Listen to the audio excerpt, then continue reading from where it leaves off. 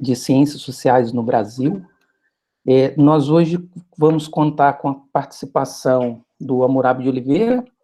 O professor Hammurabi é doutor em Sociologia pela Universidade Federal de Pernambuco, né? Hoje, atualmente, ele é professor da Universidade Federal de Santa Catarina. Hammurabi tem uma trajetória relativamente longa já nessa temática do ensino das ciências sociais no Brasil. Um dos autores, um dos pesquisadores mais produtivos sobre a temática, né? Se a gente for analisar os balanços do campo, né, do subcampo de pesquisa, as pesquisas que têm sido realizadas, o Hammurabi se apresenta, né, de forma bem prominente. Então, nós estamos aqui com o privilégio de tê-lo aqui para conversar conosco sobre a temática de um dos textos, né, dos muitos textos que ele publicou, mas uma temática específica que trata dos sentidos da sociologia, né, e aí esses sentidos no plural. Então, Hammurabi, seja muito bem-vindo, agradeço pela participação, por aceitar o convite, e já passo a palavra para você, para a gente poder ouvi-lo. Aí depois a gente abre para uma discussão. Tudo bem. Bom dia a todas e todos. Obrigado pelo convite, Cristiano. Sempre um prazer também estar participando daqui, né? Algumas das vantagens, né, que a gente pode dizer que existe nesse processo de aulas virtuais, dessas aulas remotos, né? É literalmente utilizar o extremo que o Giddens fala do desencaixe do tempo e do espaço, né? Para a gente poder pensar uma reunião no qual, estando em locais diferentes, a gente consegue compartilhar e fazer trocas nesse momento, né? Então, eu acho que isso, se existe alguma coisa bastante positiva desse contexto que a gente está vivenciando em termos de ensino remoto, é a gente explorar um pouco mais essas possibilidades que também poderiam estar sendo exploradas no ensino presencial, vamos dizer assim, né? Ainda que, claro, não substitui a interação face a face e as outras possibilidades que existem, inclusive do que existe para além, né, das palestras e aulas, etc., com nossas trocas e socializações nos corredores, enfim. Mas bora lá. Eu comecei pensando, né, quando o Cristiano fez o convite, né, como que eu comecei a pensar tal questão sobre os sentidos do ensino de sociologia ao longo do tempo, né? E eu diria que, como vários outros temas de pesquisa, isso me surgiu a partir de um grande incômodo, né? Ou seja, eu fui para a literatura naquele momento, li bastantes autores, alguns que são meus colegas hoje, etc., e me senti incomodado com algumas questões que havia ali em parte significativa da literatura sobre o ensino de sociologia, mais especificamente sobre a história do ensino da sociologia, né? E aí também situar um pouco, que você falou, né, uma trajetória relativamente longa, pior que sim, né, tá fazendo as contas, só a minha primeira participação no INESEP tem 10 anos, né, então só de participar de eventos específicos já vai uma década, né, a gente passa muito rápido, né, esse tempo. Mas só para situar, por exemplo, quando eu estava me formando, né, eu estava terminando minha graduação, foi lá em 2006 isso, então foi aprovado o parecer do CNE, que introduzia Sociologia e Filosofia. E quando eu estava no meio do mestrado, foi aprovado a lei que introduziu a Sociologia e a Filosofia como disciplinas obrigatórias no currículo escolar. Isso em 2008, né? E aí, nesse mesmo ano, eu me tornei professor de Sociologia no ensino médio, no interior de Pernambuco, em princípio em Petrolina, depois trabalhei em Floresta, depois em Vitória de Santo Antão, né? E é mais ou menos essa temporalidade que eu me situo, né? Eu estou ali nessa primeira leva de professores que foi dar aula de Sociologia quando a disciplina foi reintroduzida em 2008, né? E a primeira leva de licenciados formados já com esse direcionamento, né? De dizer, olha, existe um campo de atuação mais ou menos definido, porque o CNE está realizando um indicativo, né? E naquele momento existia já uma literatura sobre ensino de sociologia, até mesmo porque, apesar da lei de ser de 2008, nacional, já existia movimentos, já existia campanhas de retorno à disciplina, e já existia disciplina em alguns estados, algumas unidades da federação. Por exemplo, aqui mesmo em Santa Catarina, onde eu estou hoje, desde 98 você tem uma lei que introduziu a sociologia no currículo escolar em Santa Catarina, né? Então, existia de forma mais ou menos heterogênea autores que estavam escrevendo sobre essa disciplina, né? E talvez um dos grandes consensos que exista na literatura, que existia naquele momento, e eu acho que perdura esse consenso, é que uma das marcas da disciplina é a sua inconstância ao longo do tempo no currículo escolar. E mais do que isso, dizer que essa inconstância nos deixa marcas também até hoje, né? Então, essa descontinuidade no currículo faz com que a gente não tenha uma tradição aprofundada, um certo consenso sobre conteúdos a serem ensinados. Por exemplo, a própria polêmica que envolveu e envolve, né, a BNCC, para nós, né, que atuamos no campo da sociologia, ela tinha um sentido. Para outros campos, como talvez da história, da geografia, apesar de, da mesma forma, não existir um documento que estabelecesse um currículo nacional, né, comum, mas existia uma certa tradição disciplinar que se colocava ali, que possibilitava, vamos dizer assim, um certo consenso sobre o que deveria ser ensinado nas escolas, né? Então, não há como negar que essa descontinuidade do currículo nos impactou diretamente, nos impactou na forma de pensar a formação de professores, né? Porque o próprio sentido de formar professor de sociologia mudou ao longo do tempo, né? Eu lembro quando eu entrei na faculdade, não sei se também no teu caso, Cristiano, se falava muito sobre o que a gente poderia ensinar, né, ao ser egressado da licenciatura em sociologia, porque até 98, especificamente, valeu uma portaria que te habilitava a várias outras disciplinas, né? Então, você poderia ensinar história no ensino fundamental, poderia ensinar geografia humana no ensino médio, poderia ensinar OSPB, que existia no currículo escolar brasileiro até 93, você poderia ensinar fundamentos de economia. Então, a rigor, a licenciatura em Ciências Sociais, por exemplo, não era um curso que formava exclusivamente professores de sociologia. Eu até tenho defendido hoje que, a rigor, ela formava de forma subsidiária professores de sociologia. Ela formava principalmente pessoas que iam dar aula de outras coisas. Iam dar aula de OSPB até os anos 90, iam dar aula de História e Geografia no ensino fundamental, etc. Tudo bem. E aí, nesse consenso, né, das descontinuidades, havia um ponto que aí, sim, eu penso que é um pouco mais polêmico, e até hoje eu acho que existe um certo dissenso, ainda que haja pesquisas que estejam apontando em outra direção, que é as razões dessa descontinuidade, né? Eu acho que, em grande medida, o que predominou por um longo tempo foi uma autorrepresentação anacrônica da sociologia. Em que sentido, né? Como nós nos autorrepresentamos e nos pensamos, né, enquanto ciências sociais, né? Lembrando também que a própria concepção de ciências sociais que nós temos hoje, ela é uma concepção relativamente recente, né? Porque quando os cursos são criados na década de 30, por exemplo, falar de curso de ciências sociais é falar de um conjunto de outras ciências que não apenas a antropologia, a sociologia e a ciência política. Diga-se passagem, a ciência política vem a se institucionalizar muito mais tardiamente, né? E nesse sentido, teve um papel muito fundamental o advento das pós-graduações na década de 70 e também o surgimento da Ampox, por exemplo, em 77, né? Também teve esse papel fundamental de institucionalizar quais são as ciências sociais no Brasil, né? Pois bem, dentro dessa autorrepresentação, o que aparecia muito nos textos é que a sociologia ela era retirada ou incluída a partir de contextos ou de relações ideológicas, essencialmente, né, de uma relação entre ideologia política e sociologia, né, ou seja, dizendo, a sociologia foi retirada nos anos 40, né, na Reforma Capanema, porque era uma disciplina subversiva, etc., ou não estava na ditadura militar por causa disso, né? E isso me parece um argumento profundamente problemático. E a gente pode pensar a partir de vários dados empíricos, né, que nos apontam para isso, né?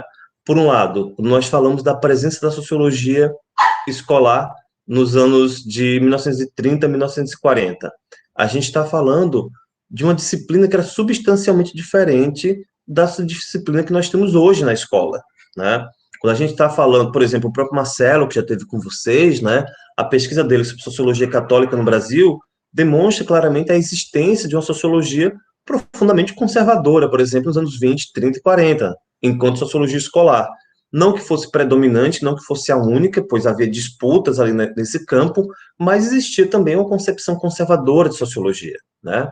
Se a gente pega também experiências comparativas, né, de outros países vizinhos, por exemplo, o caso do Uruguai, que é um caso bastante emblemático, que a sociologia foi introduzida no currículo escolar justamente no contexto da ditadura militar, né, por uma compreensão de que a sociologia era uma disciplina que faria com que os estudantes aprendessem sobre as normas sociais, né, então havia esse tipo de concepção ali. O que eu quero dizer com tudo isso, né? Primeiro, que eu acho que há um esforço de um conjunto de pesquisadores, né, em período recente, eu acho que o próprio Cristiano também tem reforçado bastante isso em seus trabalhos, né, de dizer, olha, é um equívoco essa premissa de que a sociologia ela vai entrando e saindo do currículo simplesmente como um reflexo de uma leitura ideológica da disciplina feita pelos governos, né? Antes de nós, inclusive, Cristiano, antes do meu trabalho e do teu, o próprio Maurício César de Moraes já havia chamado a atenção, dizendo, olha, houve momentos em que nós estávamos em plena ditadura e tinha sociologia no currículo, então ele pegou o exemplo do Estado Novo, que inicia em 37, né, a sociologia estava presente no currículo escolar e permaneceu, né, então começou o Estado Novo e ficou até 42, né, e houve momentos democráticos em que ela não foi introduzida, então ele pega o exemplo do período de redemocratização, pós anos 80, aquele momento emblemático, né, que o Fernando Henrique Cardoso vetou a introdução da sociologia, que já era um período democrático no Brasil, e ela não estava presente, então é um falso argumento, né. E aí, como pensar, então, a questão dos sentidos, ou como que ela vai mudando, né, esses sentidos, onde eu acho que talvez seja uma discussão um pouco mais profícua, vamos dizer assim, né? Dentro dessa literatura, a gente está adotando o marco dos anos 20, né, porque é quando a gente tem uma legislação federal para pensar o ensino de sociologia. Isso não quer dizer que as primeiras experiências da disciplina surjam nos anos 20 do século passado, né? Tem trabalhos, meu, do Cristiano, tem trabalho de Alves também, sobre Sergipe, né, que mostram, por exemplo, o Cristiano publicou recentemente com o Marcelo um trabalho sobre a presença da sociologia em Manaus, né, no século XIX, tem um trabalho que eu acho que é muito legal, que é até relativamente antigo, eu diria, que é de 2006, né, de Alves e Costa, sobre a presença da sociologia em Aracaju, no final do século XIX, né, então, existiu a sociologia em currículos escolares em outros momentos. Mas, geralmente, o marco dos anos 20 é um marco significativo porque é uma legislação federal.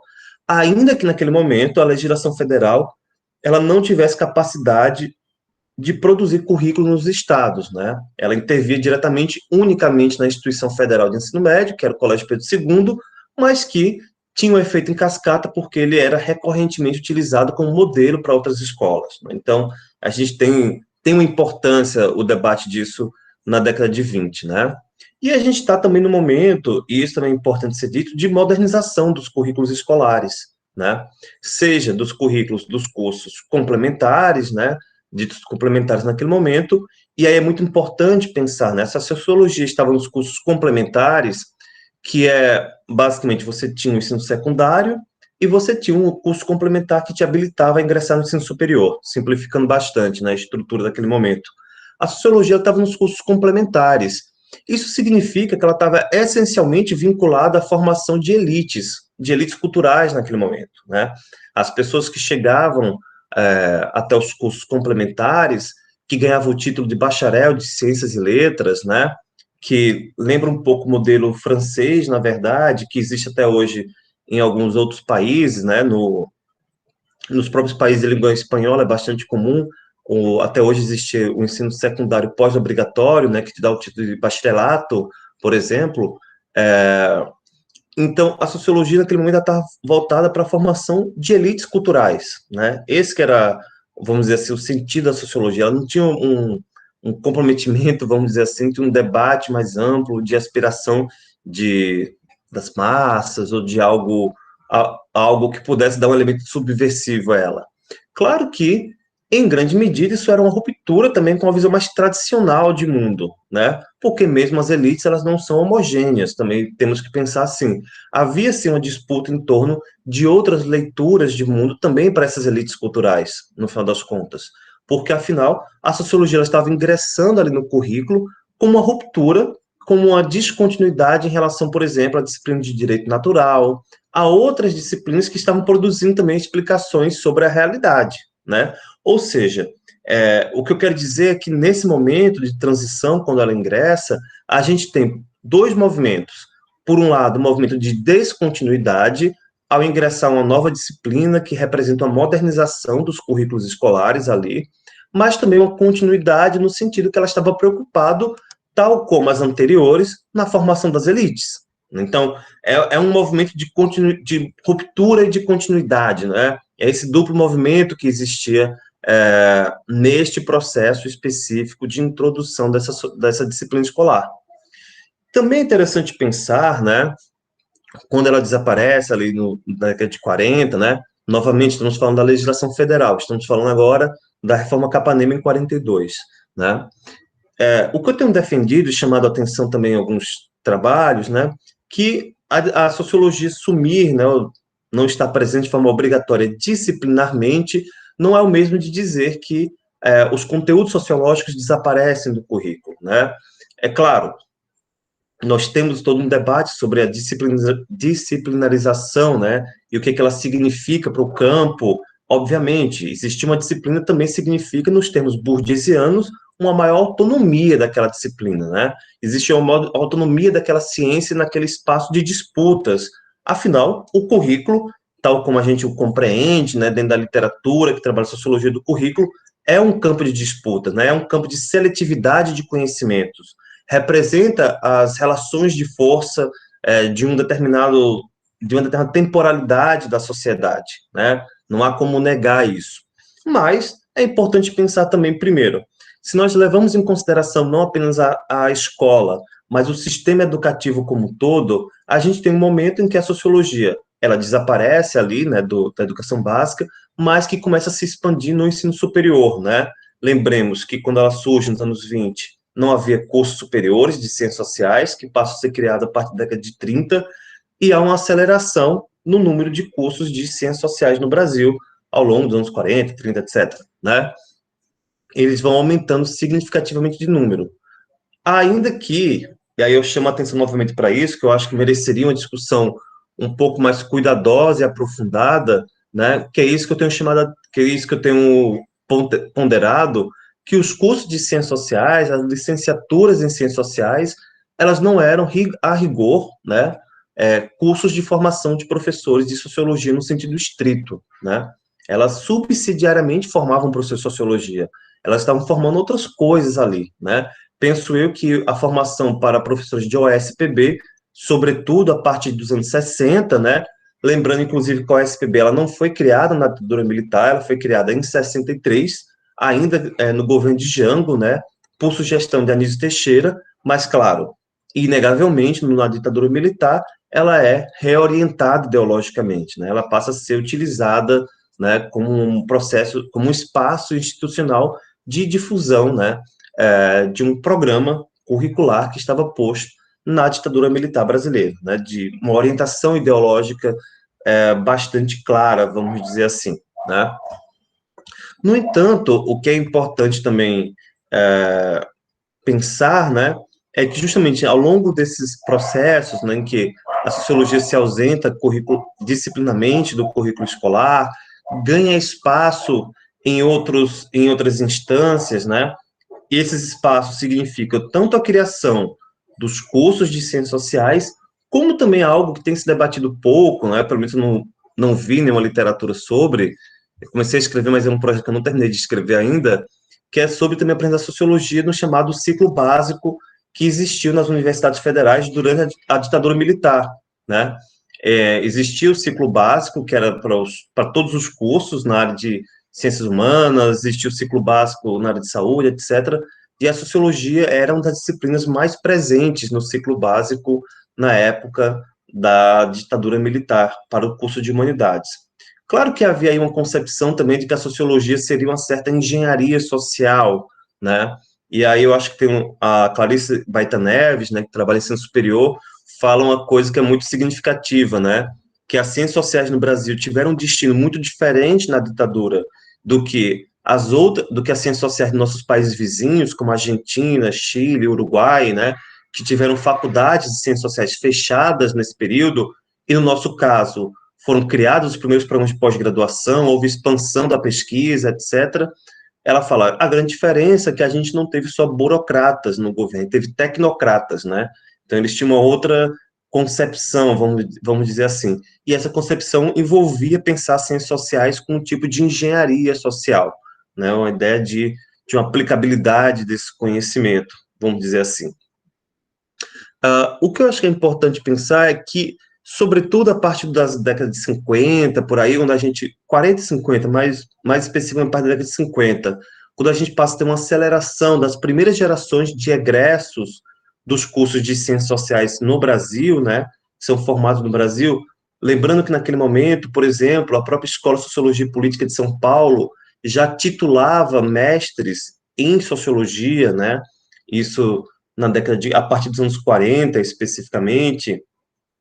Também a Faculdade Nacional de Filosofia passou a titular mestres na área de antropologia, por exemplo. A gente teve experiências pontuais, ainda que não houvesse um sistema de pós-graduação, que ele só é inaugurado em 68, né?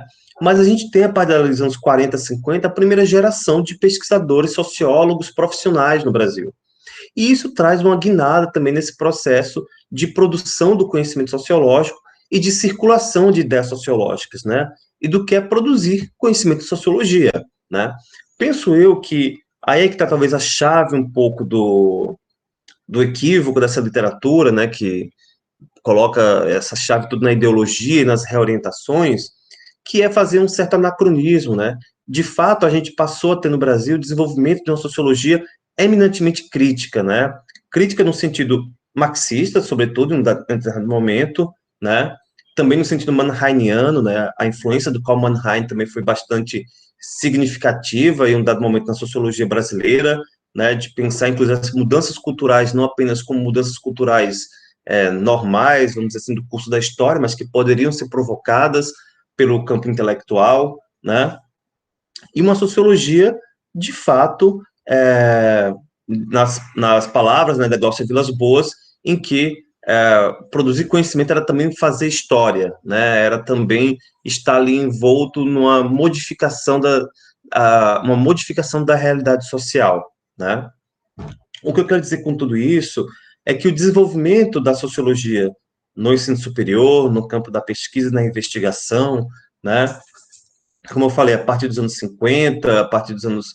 mas acelerando também na década de 60 e 70, né, quando a gente tem o sistema de pós-graduação, quando a gente tem a criação, né, e a consolidação da Ampox, por exemplo, lembrando que a gente já tinha a Sociedade Brasileira de Sociologia, que teve as atividades interrompidas, né?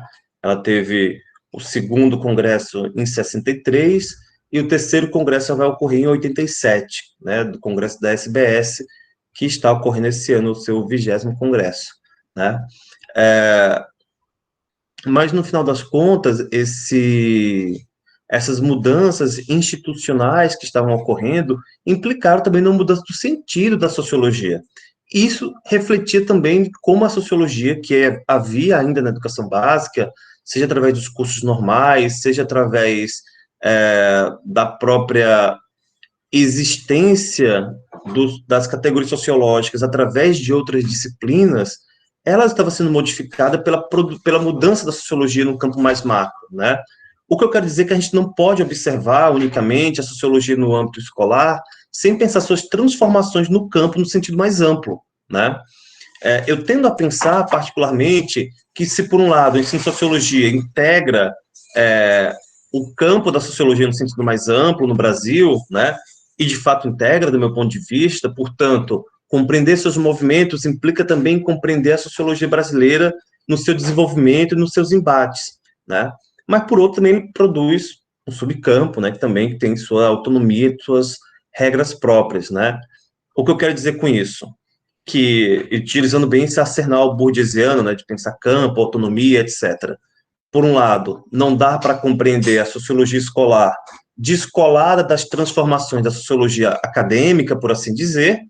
Por outro, ela não é um simples reflexo automático dessa sociologia acadêmica, tá? Ou seja, existe um movimento de autonomia, né, de autonomia e heteronomia em relação a isso, né? Então, ela ela se vincula à sociologia acadêmica, no sentido mais amplo, mas ela não é um reflexo automático da sociologia acadêmica.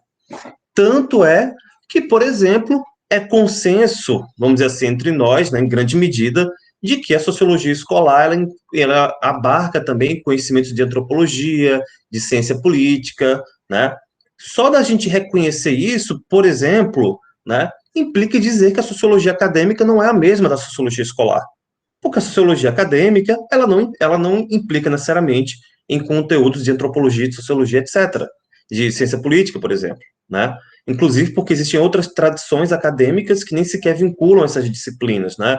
Se você vai, sei lá, para a Alemanha, a sociologia está muito mais próxima da economia do que da antropologia, né? Se você vai para outros países, você chega em países como do Cone Sul, por exemplo, está muito mais colado a sociologia no curso de serviço social, por exemplo, do que no de antropologia, já está em outra faculdade, inclusive antropologia, né?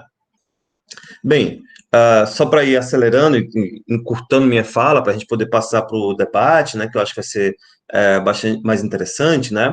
Então, pensando nessas transformações todas, e nisso eu estou falando ainda no período da ditadura militar, né, obviamente, né, dessas transformações do sentido de uma sociologia que passa a se auto-perceber como uma disciplina crítica nesse processo, essa auto-percepção dessa disciplina, eu acho que não só uma auto-percepção a partir de um dado momento, né, mas passa também a ser um inter-reconhecimento nos campos, a partir dos campos disciplinares, no final das contas, pois há um reconhecimento mesmo de sujeitos que não são sociólogos, que não estão no campo da sociologia, de que sim, se trata de uma disciplina crítica, se trata de uma disciplina que produz uma visão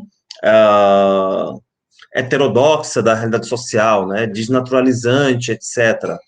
Esse é um passo bastante importante também, no final das contas, para pensar o lugar da sociologia no currículo escolar nessa transição da democracia, na transição do processo de redemocratização do Brasil. Uma vez que nesse processo, né, começa a se pensar também o próprio lugar da educação na consolidação de um projeto democrático, né? A professora Silke Weber, ela coloca isso, que a educação ela passa a ser pensada como um instrumento importante de consolidação do projeto democrático, né? E não só a educação, mas pensar os próprios agentes escolares, né? O lugar dos professores nesses processos, etc., né? E a sociologia também passa a ser pensada como uma disciplina relevante para isso, né? Uma disciplina que tem um papel relevante. Se o papel da educação é pensar, então, a cidadania, pensar criticamente, né? E aí, se você ver, por exemplo, você lê a Constituição de 88, você lê a LDB de 96, esses documentos têm um discurso muito afinado do que se espera da sociologia, né?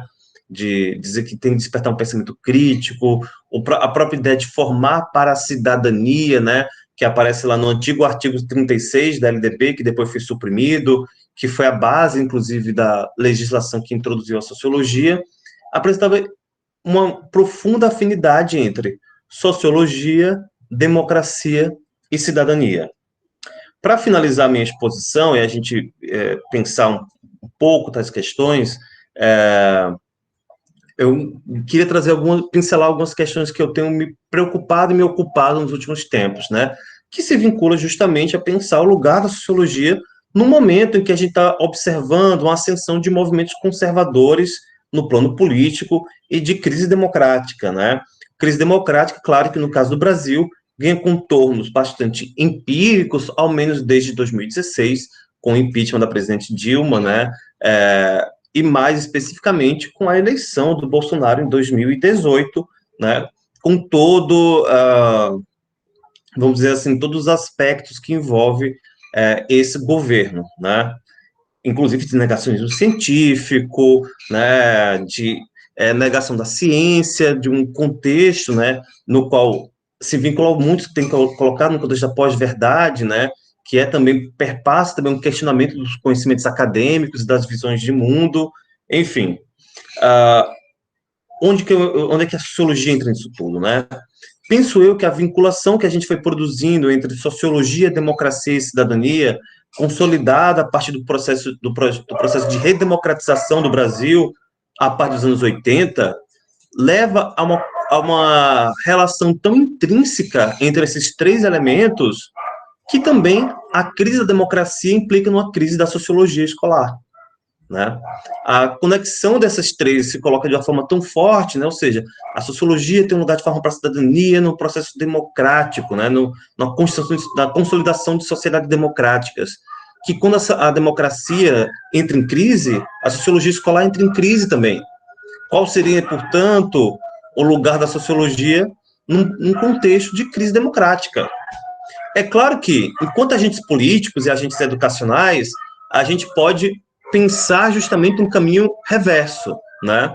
Pensar justamente um caminho através do qual a gente pensa, olha, na verdade deveria ser o inverso. No momento de crise democrática, é necessário ter disciplinas escolares que propiciem o desenvolvimento de um pensamento crítico em relação a isso, que propiciem outras reflexões que não só o status quo. E eu concordo inteiramente com isso. Eu acho que a gente tem que, ao pensar disciplinas escolares, né, é de fato um duplo movimento. O movimento de apenas olhar, e é um movimento também das ciências sociais, né, que desde Durkheim, pelo menos, ele coloca isso muito fortemente, dizer, olha, o papel da sociologia é olhar para a realidade e dizer como as coisas são, né? Eu concordo com isso que o Durkheim coloca lá em Educação e Sociologia, mas eu concordo também com Adorno e Horkheimer, quando eles colocam na dialética do esclarecimento, né, que dizer como as coisas são não quer dizer que nós não possamos pensar que elas poderiam ser diferentes, né? Não podemos, inclusive, pensar analiticamente as outras possibilidades que existem, vamos dizer assim, né? Portanto, se por um lado a gente tem, então, uma crise da sociologia escolar que se coloca atrelada a uma crise da própria democracia, um recrudescimento, né? Uma ascensão de movimentos conservadores, e isso não se coloca só no Brasil, né? O Bernard Lahire lançou um livro em 2016 na França sobre os ataques que a sociologia tem sofrido no espaço público francês, por exemplo, que é um país que sempre teve muito espaço, né? Você vê lá os vídeos do Bourdieu, ele está sempre falando na TV nacional, dando explicações sobre o mundo, né? Historicamente, a França tem uma relação, claro, né? Até pela sociologia ter surgido lá, muito forte com os intelectuais públicos, né? E o Bernard Lahire está lá debatendo, falando que nesse momento os sociólogos são colocados como criadores de desculpas sociais, né, para os criminosos, né? E aí ele faz um debate sobre isso, a diferença entre justificar a realidade e explicar a realidade. Né? Então, assim, é um fenômeno global também essa crise e esses ataques ao campo das ciências humanas e sociais, né? Mas eu acho que justamente esse é o nosso papel, talvez, principal, né? De pensar qual o sentido da sociologia hoje, no contexto de crise democrática, no contexto de ascensão de governos que alguns têm chamado de populistas autoritários, né? Que não é o caso apenas do governo de Jair Bolsonaro, para a gente pensar o caso específico do Brasil, mas existem outros casos no mundo, né? Polônia, Hungria, né? O próprio governo Donald Trump, encerrado recentemente, né? A gente está falando de uma série de outros espaços no mundo, né? Que tem ocorrido isso. E mesmo em países que não tem como governador, como chefe de Estado, alguém vinculado a essas ideias, mas você tem também agentes políticos com muita visibilidade nesses espaços, né? Então, como é que a gente pensa o lugar dessas disciplinas hoje, né? Eu acho que esse talvez seja o nosso maior desafio. Qual é o lugar dessas disciplinas e qual é a capacidade que elas têm realmente de mobilizar os agentes sociais, né, em prol de um projeto democrático, né, em prol de um projeto, de uma construção democrática, né? Pensemos, por exemplo, e aí eu lanço mais uma questão ao invés de responder questões, né?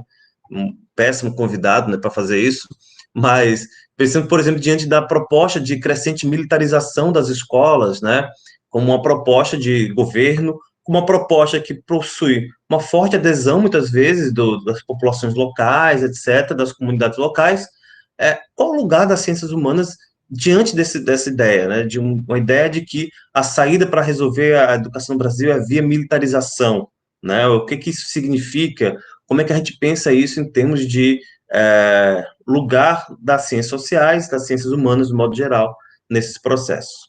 É isso, resumidamente.